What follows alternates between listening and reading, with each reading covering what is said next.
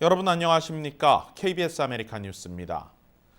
LA 카운티가 밤 10시부터 오전 6시까지 모든 비즈니스들의 영업을 중단하는 추가 제재 조치를 내렸습니다. 코로나 1일 확진자와 입원 환자 증가 추세에 따라 또 한 번의 자택 격리 명령까지 임박한 상황입니다. 첫 소식 이유수 기자가 보도합니다. LA 카운티가 추가 경제 제재에 돌입합니다. 이번 조치는 오는 금요일부터 시작되며 식당 야외 영업은 밤 10시부터 새벽 6시까지 제한됩니다.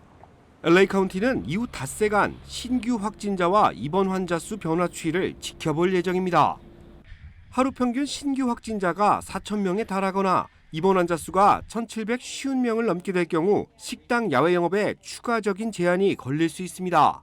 만약 하루 평균 일일 확진자가 4,500명을 넘어서거나 입원 환자가 2,000명을 넘을 경우 비필수 업종의 영업을 전면 중단하는 세이프 앳 홈 명령이 내려질 수 있습니다. LA 카운티 보건국은 시민들이 지난 3월 수준의 방역을 실천해야 할 때라고 강조했습니다. 외부에서 마주치는 모든 사람을 확진자로 가정하고 소규모 모임 역시 자제해야 한다고 권고했습니다. 마스크 착용 등 기본 방역 수칙도 강화됩니다. 가족이 한 차를 타고 이동하는 경우 상관없으나 타인과 차량을 함께 탑승할 경우 차량 내부에서도 마스크를 착용해야 합니다. 사무실에 출근하는 직원들은 항상 마스크를 착용해야 하며 직원들끼리 6피트 이상의 거리를 두고 앉아야 합니다. 한편 지난 5일간 LA 카운티의 일일 평균 신규 확진자는 2,884명, 입원 환자는 1,126명을 기록했습니다. 확진자와 입원 환자 수가 통제 불능 수준으로 오를 경우 자택격리 명령이 재차 발효될 것으로 보입니다. KBS 뉴스 이우수입니다. 이번 추가 제재는 사실상 또 한 번의 자택 격리, 이른바 스테이 앳 홈 또는 세이퍼 앳 홈 행정명령을 예고하는 선제 조치로도 볼 수 있습니다. 좀 더 깊이 들어가 보죠. 이우수 기자 스튜디오에 나왔습니다. 자, 이우수 기자, 이제 금요일부터죠. 금요일부터 이제 영업장들, 특히 이제 식당들 같은 경우는 밤 10시부터 오전 6시까지 이제 영업이 금지가 되는 조치가 내려졌는데, 사실 지금 이번 이 경제 제재 조치에 이어서 결국엔 자택 격리까지도 이어질 수 있다, 이런 지금 전망들이 나오고 있는 상황 아니겠습니까? 네, 우선 개빈 뉴섬 주지사는 주 저녁에 통행 금지 조치를 내리는 것을 염두하고 있습니다. 네. 지난 3월, 그러니까 팬데믹 사태 초기에 내려졌던 6주간의 락다운 기억을 하시죠? 네. 그런 조치가 다시 내려질 가능성도 얼마든지 있습니다. 네, 만약 이 조치가 이루어질 경우에는 실외에서 식사가 전면 금지될 가능성이 있는데요. 네. 예전처럼 배달과 포장 판매 정도만 이루어질 수 있다, 이렇게 볼 수 있겠습니다. 네, 세이퍼 앳 홈 또는 스테이 앳 홈 명령이 재차 발효된다면 결국엔 지금 현재 야외 영업이 전면으로 중단이 되는 것이고, 결국에는 경제 활동 자체가 봉쇄된다, 이렇게 볼 수 있지 않겠습니까? 네, 그렇습니다. 주 전역에서 가장 많은 확진자들이 나오는 곳이 바로 이곳 LA 카운티인 경우만큼 LA 카운티 경우에는 실내 영업이 아직도 불법입니다. 그렇죠. 하지만 상당수의 식당들이 야외에서는 영업을 하고 있는데요. 네. 이 부분에도 제약이 생길 수 있다는 것이죠. 네. LA 카운티 경우 주정부와는 별도로 이미 제지안을 발표한 상태인데 네. 완전한 락다운은 아니지만 오늘 금요일 밤을 기점으로 10시부터 새벽 6시까지 식당에서도 야외 영업이 금지되고, 네. 야외 영업장의 정원의 50%, 그러니까 절반의 손님만 받을 수 있게 됩니다. 네. 현재와 같은 수준의 손님을 받아야겠다라고 생각하는 업소가 있다면 현재보다 자리를 2배 정도 늘려야 현 수준이 유지될 것으로 보입니다. 지금 말씀하신 대로 영업장의 크기를 2배를 늘리지 않을 경우엔 수용 인원을 절반으로 줄여야 된다. 네, 맞습니다. 업주들 입장에서는 고민이 클 것 같습니다. 네, 사실 LA 카운티는 야외 영업을 미리 독려하고 있는 입장이었기 때문에 네. 이렇게까지 강력한 제재가 내려질 것이라고 생각하지 못했던 업주들이 많습니다. 네. 문제는 비용인데, 이 야외 영업이 굉장히 활성화가 되면서 천막이나 버너를 구입하거나 날씨가 쌀쌀해지니까 이제 무슨 야외 난로를 설치하는 경우가 많습니다. 네. 이렇게 투자 비용이 계속 들어갔는데 이 투자 비용을 회수를 해야 되는데 계속 이렇게 영업에 제한을 두게 되면 비용 회수가 어려워진다, 이런 걱정들이 많았습니다. 예. 제가 이야기를 나눠본 업주들은 6피트 이상의 거리를 좀 두었을 경우에는 손님들 사이에 야외 영업에 제약이 없어야 되지 않겠느냐, 이게 시 정부의 지침에 따라서 만든 자리인데 이것을 다시 돌려서 여기에 또 영업의 50%를 제한하는 건 너무 좀 심각하게 좀 너무 제재하는 것이 아니냐 이런 우려들 또 이런 불만들이 많이 나왔었습니다. 네, 요식업주, 외식업주들의 고민이 상당할 것 같은데 또 비단 음식점들뿐만이 아니죠. 여러 비필수 업종들의 제한이 함께 이루어지는 것 아니겠습니까? 네, 맞습니다. 사실 뭐 의료진이나 언론 등 뭐 필수 업종 종사자라고 하죠. 이분들을 제외한 비필수 업종에 대한 영업 제한이 또 다시 발효될 수 있습니다. 네. 뭐 물건을 판매하는 가게들의 경우 이제 정원의 25%, 그러니까 4분의 1 정도만 들어갈 수가 있는데요. 사실 그렇게 되면 예전에 3월처럼 물건 하나를 구입하기 위해서 굉장히 많은 분들이 외부에서 줄을 설 수 있는 그런 상황으로 보입니다. 예. 하지만 뭐 3월과 좀 다른 점이 있다면 미용실 등 이렇게 개인적인 관리를 받는 업체들은 예약을 하고 뭐 1대1로 만나는 경우에는 특별한 영업 제재를 가하지 않겠다. 이렇게 지금 지침이 내려온 상태입니다. 예, 그렇다 하더라도 자택격리 행정명령이 다시 내려진다면 3월 이후에 또 한 번 내려진다면 뭐 이들 업종들의 타격은 뭐 불가피할 것으로 보여지고요. 네, 그렇습니다. 자, 이번 이제 연휴가 다가오고 있지 않습니까? 연휴에 가족 간의 모임도 좀 자제하라. 사실상 거의 행정명령 수준으로 지금 강력하게 권고하고 있죠. 네, 사실 가족 모임까지 이제 제한을 한다는 얘기는 굉장히 사태가 심각해졌다는 얘기거든요. 네. 가족 모임일지라도 3가구 그리고 최대 15명을 넘지 말아야 한다라고 얘기를 하고 있습니다. 네. 뭐 대규모 모임을 통한 전파가 이루어지고 뭐 파티를 통한 전파가 이루어질 수 있기 때문에 이를 억제하려는 그런 주정부 차원의 의도로 보이지만 사실 뭐 법적인 구속력은 없기 때문에 실질적인 효과가 있을지는 아직 미지수입니다. 네, 어디까지나 사태가 워낙 심각해지고 있다 보니까 나오는 고육지책으로도 볼 수 있겠습니다. 일단은 뭐 백신이 나오지 않았으니까 결국엔 방역에 철저히 신경을 써야 할 것으로 이렇게 보입니다. 이유수 기자 수고했습니다. 한편 코로나 사태 종식의 게임 체인저가 될 백신 개발은 계속해서 긍정적인 소식들이 들려오고 있습니다. 모더나가 어제 백신 예방률이 94.5%를 나타냈다고 발표한 데 이어 오늘 화이자도 예방률이 95%라는 최종 임상시험 결과를 발표했는데요. 다만 워낙 초고속으로 진행된 백신 개발인 만큼 안전성에 대한 우려도 나오고는 있습니다. 하지만 전문가들은 큰 문제가 없을 것이라는 입장입니다. 이채은 기자입니다. 화이자가 바이오엔테크와 공동 개발한 코로나19 백신이 95%의 효능을 보였다는 최종 결과를 발표했습니다. 화이자의 이번 발표는 예방률이 90%로 나타난 중간 결과 발표가 있은 지 9일 만에 이뤄졌습니다. This is an extraordinary speed and extraordinary efficacy. So the expectations in the field, from expert were an efficacy rate in the range of 60 to 75%, and 95% is, of course, beyond this expectation. 이어 화이자 측은 다가오는 20일에 FDA 긴급 사용 승인을 신청할 것이라고 밝혔습니다. 승인을 받으면 올해 안에 최대 5천만 회 투여분을 공급할 수 있고 내년 말까지 13억 회 투여분을 추가로 보급할 계획입니다. 일반적으로 백신이 시장에 출시되기까지 소요되는 기간은 최소 2년에서 10년입니다. 이에 비해 코로나19 백신의 경우 발병 이후 약 300일 만에 출시가 임박하며 전례 없는 속도로 개발이 이뤄지고 있습니다. 충분한 임상시험과 기간을 거쳐 백신을 개발하지 않았다는 지적입니다. 이에 대해 앤서니 파우치 국립알레르기 전염병 연구소장은 임상시험에서 심각한 부작용은 없었다며 우려 불식에 나섰습니다. I'm confident that when the FDA approves those vaccines, and so far there's been 2 that have been really quite effective, efficacious, and there will be more, that I would without hesitation take the vaccine and suggest strongly to my family. 초고속 코로나19 백신 개발이 이뤄지며 팬데믹이 종식될 거란 기대감이 높아지고 있습니다. 하지만 충분한 임상시험과 시간을 거쳐 개발되지 않은 터라 안정성 논란을 당분간 피하기 어려울 것으로 보입니다. KBS 뉴스 이채은입니다. 트럼프 대통령 선거 캠프가 위스콘신주 전체 재검표 대신 2개 카운티에 대해서만 재검표를 신청했습니다.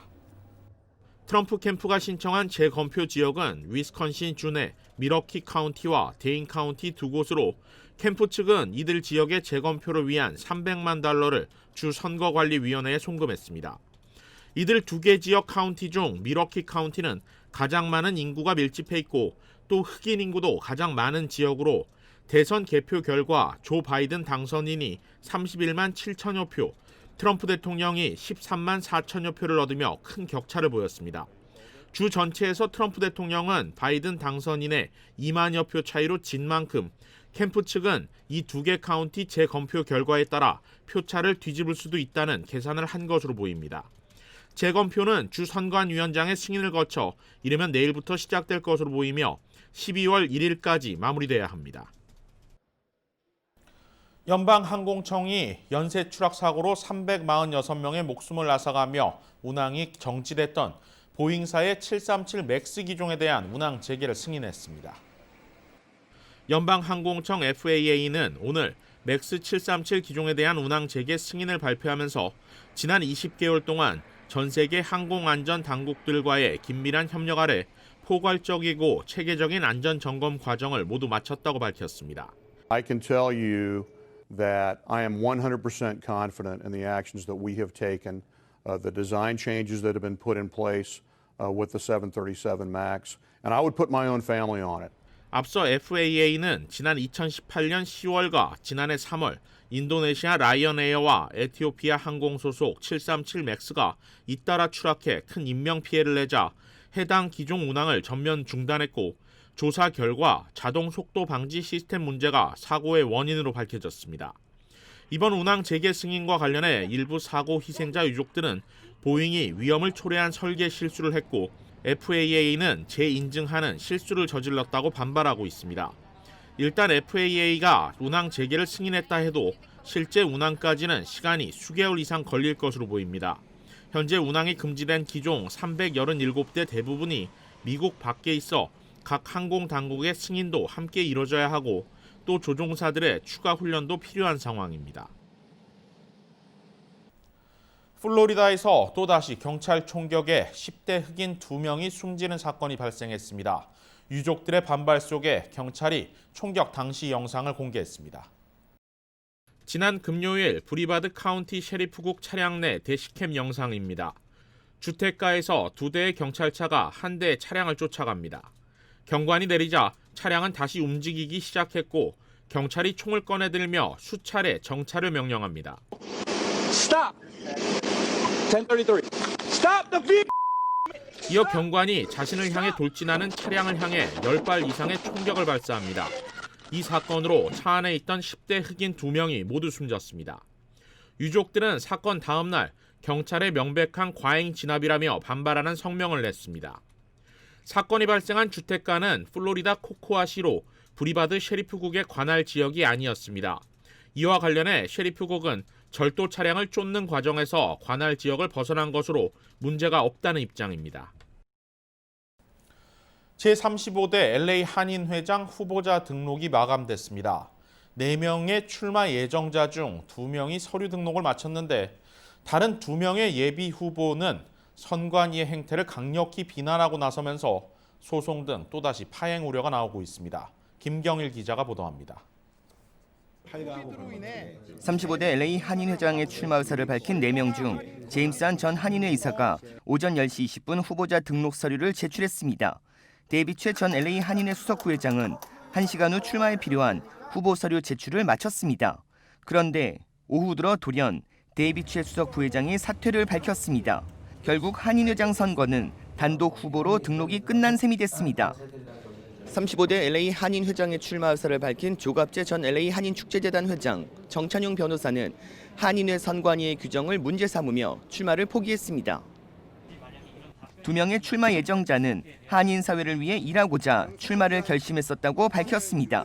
그러나 한인회 선관위는 여러 규정을 앞세워 한인회 외부인을 출마할 수 없게 만들었다고 주장했습니다.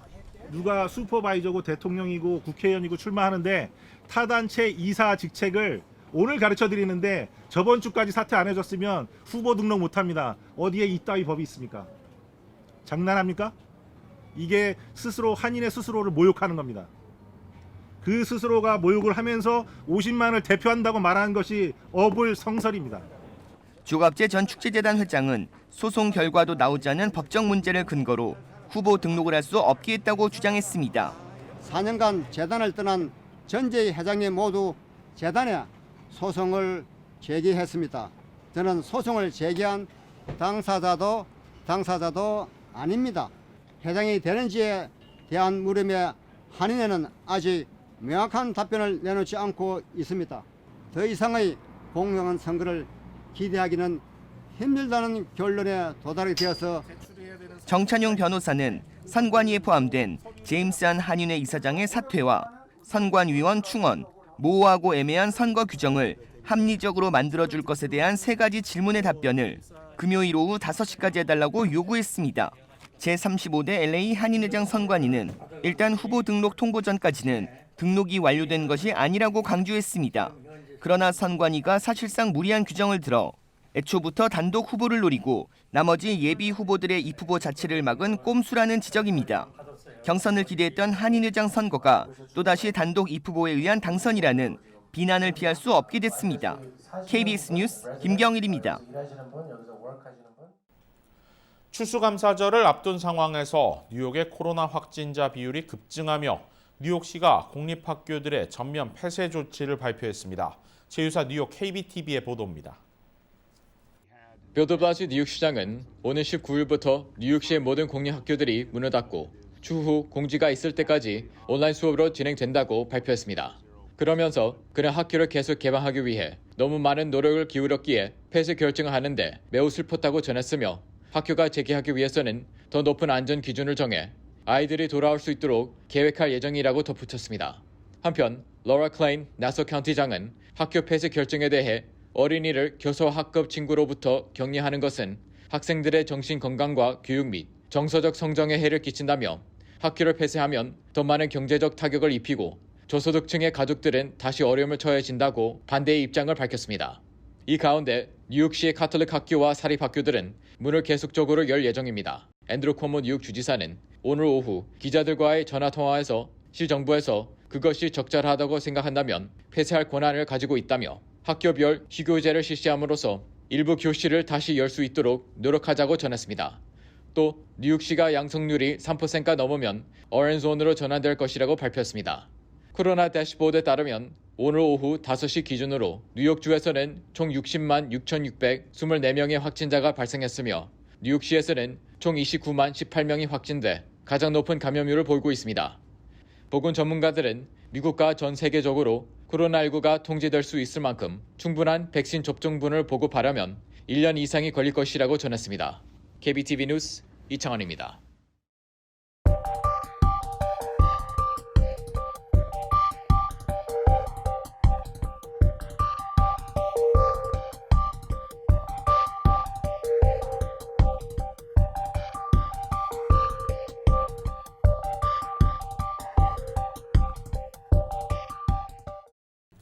KBS 아메리칸 뉴스 마칩니다. 고맙습니다.